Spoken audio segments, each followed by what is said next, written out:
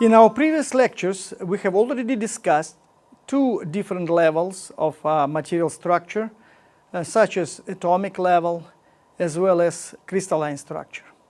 It is time to move to the larger scales, and today we will discuss the microstructure of material. Very important level of structure which defines very many kind of material properties. So the best way, I believe, to illustrate and to provide some definitions and illustrate this idea is to come back to the mechanism of the material plastic deformation in metals, let's say. And again, remind you that the plastic deformation in metals occurs owing to the motion, owing to the slip of different type of dislocations. In this screen, so we are using edge dislocation as the example. So you can see that indeed, in this case, only the atoms, bonds at the center of dislocation break and restore to allow the dislocation to move. So, and because of that, of course, the mechanical properties such as sigma yield, tensile strengths are much less as compared to the case if we expect that atomic bonds will break along the whole plane, along the whole cross-section of our material. So, and again, if we have a single crystal, an example of single crystal you can see on this screen. So we do have the slip and the motion of dislocation, and when they reach actually the surface of our sample, we do have the result of these plastic deformations, and all these parameters can be calculated, and they define again, so they define the different type of material properties. It's very easy to understand. In order to make material stronger, somehow we have to hinder the slip or the motion of this dislocation, for example, edge dislocation. Before we talk typically about two atoms, when we consider the atomic level of structure, or we talk about the single crystals, so when we discuss the crystal systems as well as material properties which are related to the crystal level of structure. But you know that in reality many of materials, they are polycrystalline materials. So it means that these materials involve or consist of very many this kind of single crystals. And if you do have many kind of single crystals, and you can imagine that inside each crystal, again, the slip occurs along, as we know now, the direction with the highest atomic density in general. So when these dislocations, they reach the boundary of each crystal, so in principle, the direction of dislocation motion should be changed. And as the result, so it's some kind of hindering of motion of dislocation takes place. So from this example, from this image, you can see that in principle, the size of grains, which typically is on the order of microns, 100 microns, 50 microns, yeah, something like that, they should influence the dislocation motion. As the result, they should influence material properties. So that's the way how we can to understand that such very important parameters such as size of grain inside your material is a microstructural parameter of your material which defines the mechanical property of this material, for example. So, for this reason, let's see how we can make harder, how we can hinder the material, the motion or slip of this dislocation. And as it comes from the previous our discussion, just for example, we can make our grains smaller. In this case, we have much more, let's say, the grain boundaries. On the grain boundaries, we will have the loss of energy because dislocation should change the direction of their motion. As the result, we will make our material much more stronger.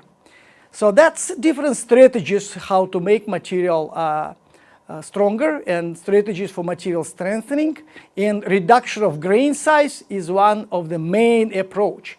And let's talk about this very important parameter such as the grain size. How we can change the grain size and how the mechanical property depends on the grain size.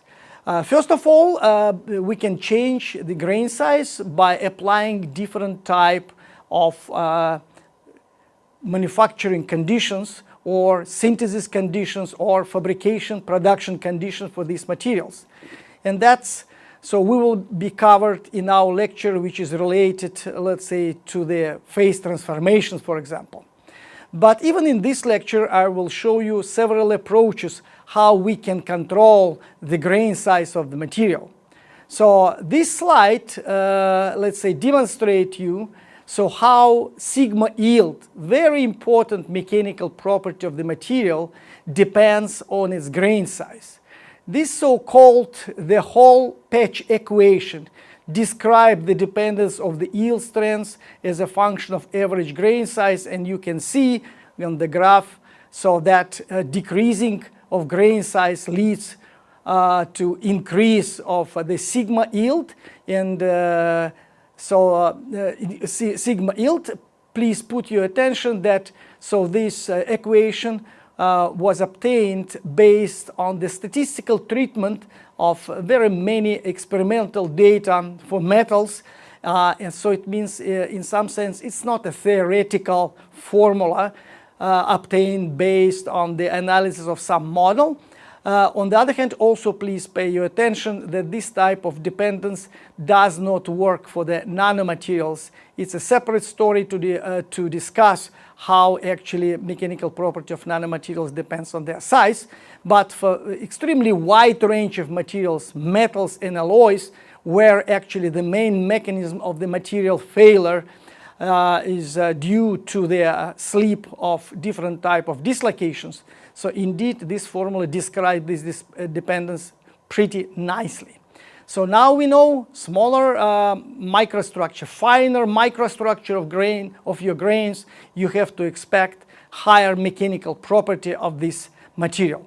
So now, how we can control the grain size? It's very, very important. But before we go to that, so the other strategy how we can make our material harder is so-called strain hardening. And this approach is extremely interesting as for me. So again, we know that the dislocations, somehow they define and their motion, their slip defines the mechanical property of material. And if we do have the density of dislocation, and actually dislocation size and dislocation also can be attributed to the microstructure of the material.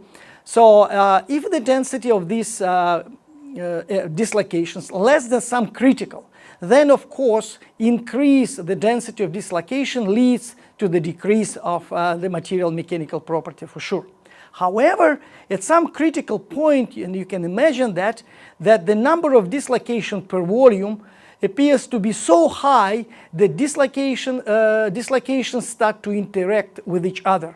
In this case, this interaction somehow hinders the motion of this dislocation, which leads to the material hardening.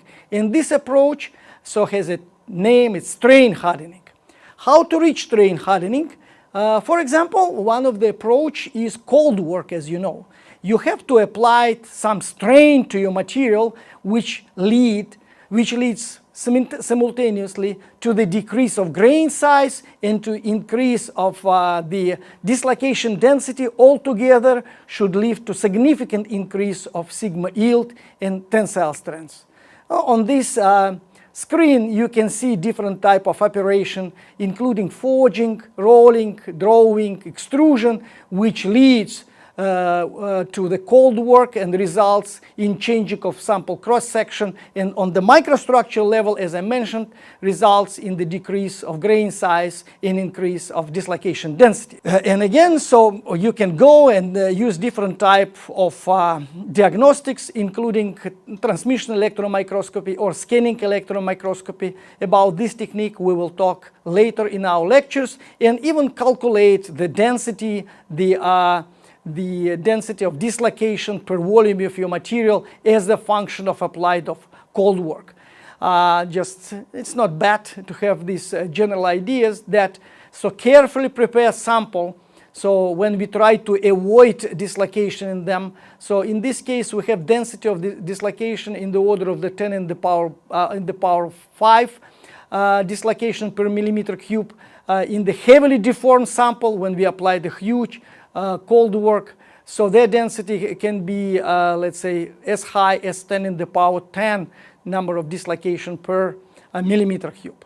So why it's so important, why we again discuss this issue in relation to the controlling of the grain size, just for the reason that when we applied so different times the cold work operation to our material, we will see that on the stress strain diagram that indeed it leads to significant increase of sigma y, as you can see on this screen, significant increase of TC on this screen, and we can apply this kind of drawing, for example, for wires for 5, 10, and whatever number of times. At the very bottom, so we significantly increase strength, but significantly decrease ductility. And it's not easy to work with this material, of course, while it's extremely strong. And so the next step, an important step for us, is annealing step, which we typically use after the cold work in order to reach the grain size and the concentration of the dislocation exactly which correspond to the desired number of the sigma yield, tensile strength, and ductility of this material. So let's talk a little bit about the annealing process, which actually very interesting because different, let's say, driving forces play roles on different stage of the annealing. So, and annealing in general involves 3 different stages: recovery, recrystallization, and grain growth. So what is recovery in general, and so how it works here? So recovery is the very first stage of annealing after cold work, and on this stage we cannot see even dramatic change of the grain size. However, what we see that strain which we introduce inside our material slightly decrease. This conclusion can be obtained by making X-ray diffraction analysis, and we will discuss it on the next lecture. And so, however, during this first stage, the decrease of sigma yield or increase of ductility is relatively small. But this is important stage. However, the next stage actually is so-called recrystallization. And this is very interesting as for me from the standpoint of the microstructure transformation stage. So what we can see, I think it's better to see on the to understand this on the example shown on the screen now.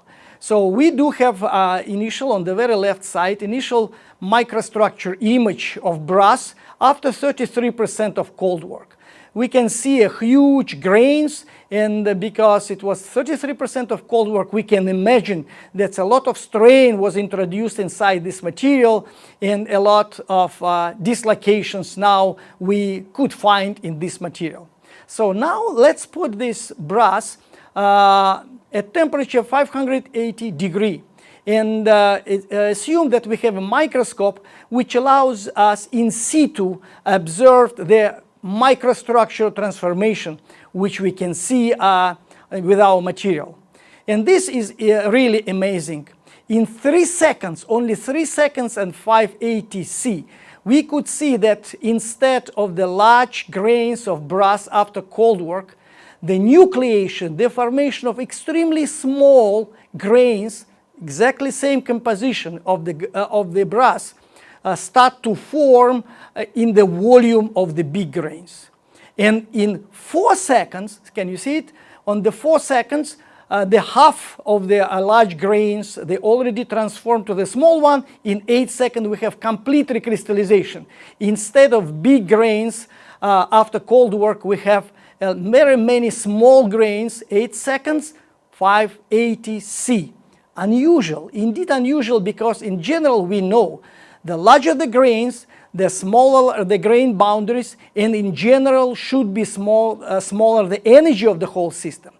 And because of that, we know that in typical mechanism of grain growth just based on the growing of the small grains to large grains occurs due to this type of mechanism, because the system wants to be on the lowest energy conditions. And as again I mentioned, that grain boundaries typically they do have extremely high energy, and larger grain size, low energy of the system.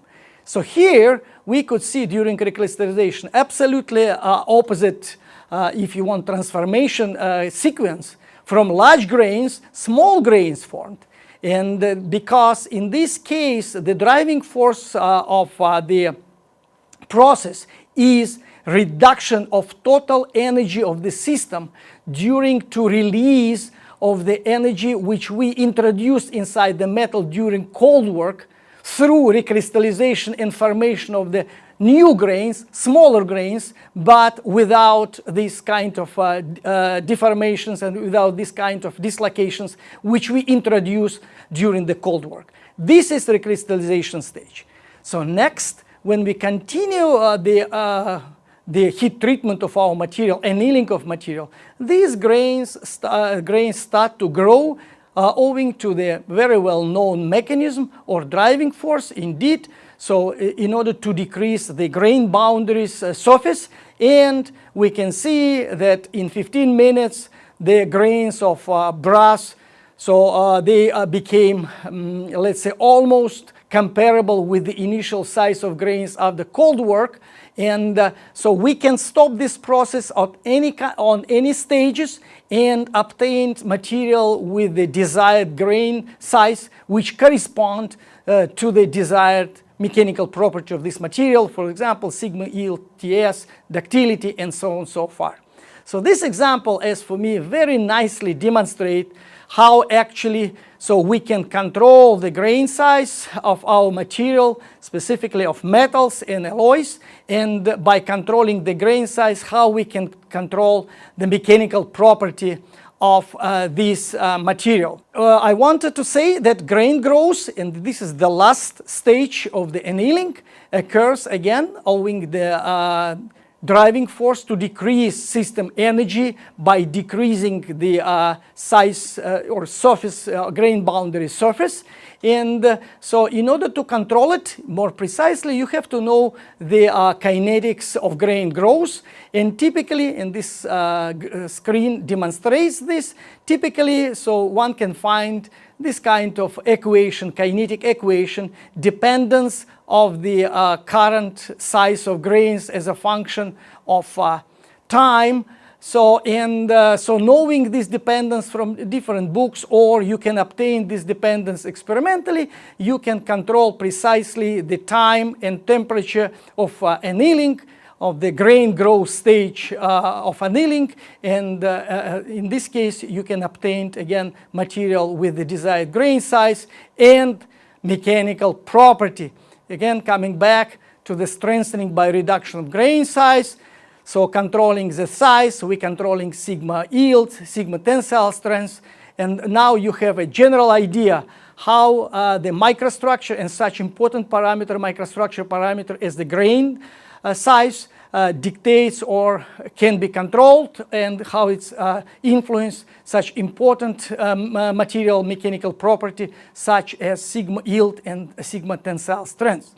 And also this type of explanation so helps us to show, at least to give you very nice one example that actually the all level of material structure, so specifically micro level of material structure, can be controlled by the changing of the operational fabrication condition of this material.